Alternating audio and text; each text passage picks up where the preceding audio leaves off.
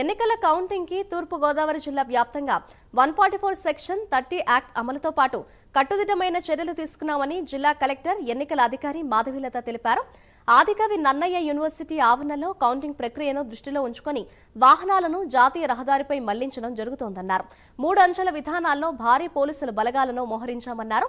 Counting ఏజెంట్లు, counting సిబ్బంది, election commission జారీ చేసిన గుర్తింపు కార్డులు తప్ప ఇతర వస్తువులు యూనివర్సిటీ ఆవరణలో తీసుకెళ్లడం నిషేధమన్నారు. కౌంటింగ్ సెంటర్లోకి సెల్ ఫోన్లు మాత్రమే కాదు, పెన్ను, పుస్తకం సైతం లోపలికి తీసుకెళ్లడానికి అనుమతి లేదని చెబుతున్న కలెక్టర్ మాధవీలతతో మా ప్రతినిధి అంజుబాబు ఫేస్ టు ఫేస్. సార్వత్రిక ఎన్నికలు తూర్పుగోదావరి జిల్లాలో ప్రశాంతత వాతావరణంలో జరిగాయి. అయితే ఎక్కడ కూడా చెదురుమదురు సంఘటనలు కానీ కొద్దిపాటి స్వల్ప ఘర్షణలు కూడా జరగకుండా జిల్లా యంత్రాంగం అన్ని రకాల చర్యలు చేపట్టడంలో జిల్లా కలెక్టర్ అలాగే జిల్లా రిటర్నింగ్ అధికారి మాధవీలత పూర్తి స్థాయి చర్యలు చేపట్టారని చెప్పవచ్చు. అయితే ఇంకా తుది అంకానికి వచ్చింది. ఈ తుది అంకంలో 3వ తేదీ నుంచి ఈ యొక్క జిల్లాలో 4వ తేదీ కౌంటింగ్ని దృష్టిలో పెట్టుకుని పటిష్టమైన ఏర్పాట్లు చేస్తున్నారు. ఏంటి వివరాలు అనేది ఆమెను అడిగి తెలుసుకుందాం. మేడం చెప్పండి, ఈ కౌంటింగ్ ప్రక్రియకి ఏ విధమైన చర్యలు చేపడుతున్నారు? మనకి టోటల్గా నియోజకవర్గంలో 7 పార్లమెంటరీ నియోజకవర్గంలో 7 అసెంబ్లీ సెగ్మెంట్స్ ఉన్నాయి. సో వీటన్నిటికి గాను 14 కౌంటింగ్ హాల్స్ అనేది ఏర్పాటు చేశాము. అదేవిధంగా పార్లమెంట్కి సంబంధించిన పోస్టల్ బ్యాలెట్ సపరేట్గా జరుగుతుంది కాబట్టి దానికి అడిషనల్గా 15ది ఏర్పాటు చేశాము. మనకి ఈసారి పోస్టల్ బ్యాలెట్స్ ఎక్కువ వచ్చాయి కాబట్టి రాజమండ్రి రూరల్కి, అర్బన్కి కూడా separate postal ballot counting hall అనేది ఏర్పాటు చేశాం. సో ఈ విధంగా 17 కౌంటింగ్ హాల్స్ని అన్ని రకాలుగా దాంట్లో బ్యారికేడింగ్ కానీ, టేబుల్స్ కానీ, తర్వాత రౌండ్కి రిజల్ట్ ఎలా డిక్లేర్ చేయాలి అనేది కానీ ఇవన్నీ కూడా ఏర్పాట్లు చేయడం జరిగింది. అదేవిధంగా సిబ్బందికి కూడా ఫస్ట్ ట్రైనింగ్ కంప్లీట్ చేశాము. సెకండ్ ట్రైనింగ్ 2వ తారీఖు పెట్టడం జరుగుతుంది.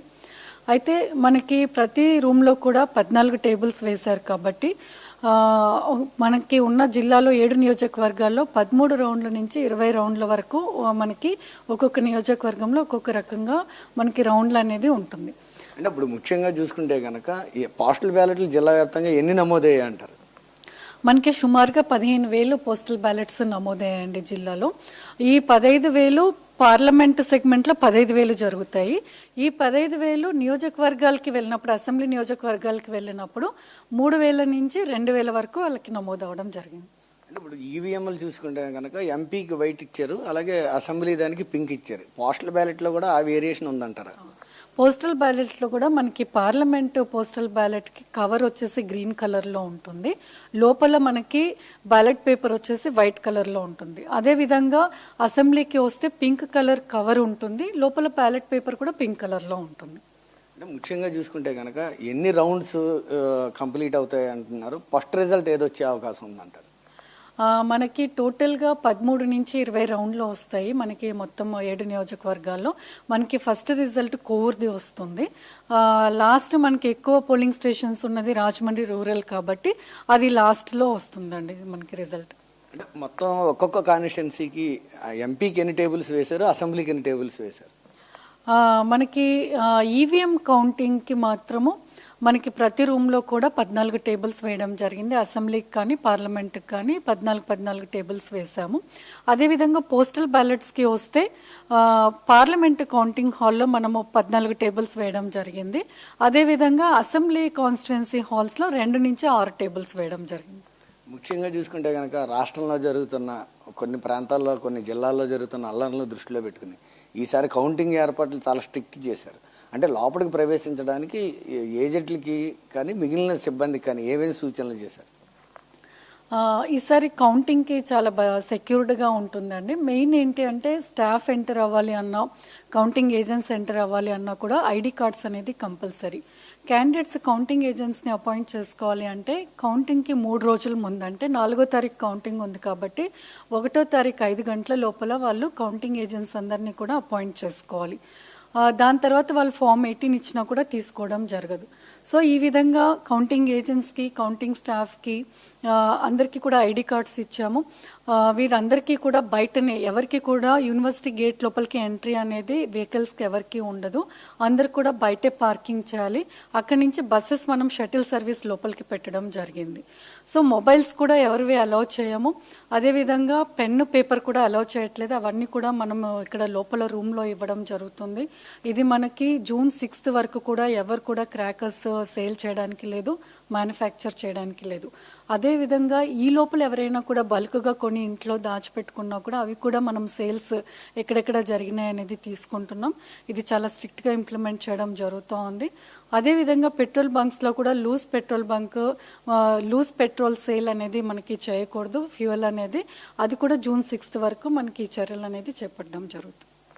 ముఖ్యంగా చూసుకుంటే కనుక జిల్లాలో ఉన్న యువతకి ఈ యొక్క కౌంటింగ్ ప్రక్రియ ముగిసిన తర్వాత మీరు ఇచ్చే సూచనలు, సలహాలు, అలాగే హెచ్చరికలు ఏమైనా ఉన్నాయంటారా? ఎలాగైతే యంత్రాంగం అంతా కూడా కష్టపడి ఒక free, fair, transparent election conduct చేయడానికి అన్ని చర్యలు తీసుకుంటున్నారో, ఒక హెల్దీ అట్మాస్ఫియర్లోనే ఈ కాంపిటీషన్ అనేది ఉండాలి, ఎలక్షన్ పోటీ అనేది ఉండాలి. కాబట్టి గెలుపోటములతో సంబంధం లేకుండా ఎవరు కూడా పలాని వాళ్ళు గెలిచారు అనేసి ఓడిపోయిన వాళ్ళని ప్రేరేపించడము, ఓడిపోయారు అనేసి గెలిచిన వాళ్ళని ఇన్స్టిగేట్ చేయడము, ఇలాంటిది ఏది జరగకూడదు. బికాస్ యంగ్స్టర్స్ ఇది ఎవరు చేసా కూడా, ఏ ఏజ్ గ్రూప్ వాళ్ళు చేసా కూడా వాళ్ళ మీద బైండ్ ఓవర్ కేసెస్ కానీ స్ట్రిక్ట్ కేసెస్ ఇంప్లిమెంట్ చేసి ఇమ్మీడియట్గా అరెస్ట్ చేయడం జరుగుతుంది. యంగ్స్టర్స్ ఇలా చేసినప్పుడు ఏమవుతుందంటే వాళ్ళ ఫ్యూచర్ పాడవుతుంది.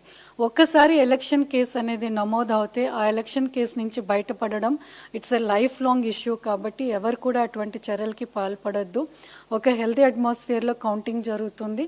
మీరు కూడా అదే సంయమనం పాటించాలని కోరుకుంటున్నాను. ఇది ప్రధానంగా చూసుకుంటే కనుక ఈ యొక్క కౌంటింగ్ ముగిసిన తర్వాత జిల్లాలో ఉన్న యువత కానీ, నడి వయస్కులు కానీ చాలా అప్రమత్తంగా ఉండాలని, ఎవరిని కూడా కవ్వించే ధోరణికి కానీ, రెచ్చగొట్టే విధంగా కానీ, కేసుల్లో ఇరుక్కునే విధంగా చర్యలు చేపట్టవద్దని, అవి ఫ్యూచర్లో వాళ్ళ యొక్క ఉపాధి అవకాశాలకే కాకుండా వాళ్ళ ఆ జన్మాంతం కూడా దాని మీద బైండ్ ఓవర్ కేసుగానే మిగిలిపోతుందని, అలాగే ఎన్నికల్లో పాల్గొనకుండా కూడా కఠినతరమైన చర్యలు కూడా తీసుకోవడం జరుగుతుందని చెప్పి మాధవీలత హెచ్చరించడం జరుగుతుంది.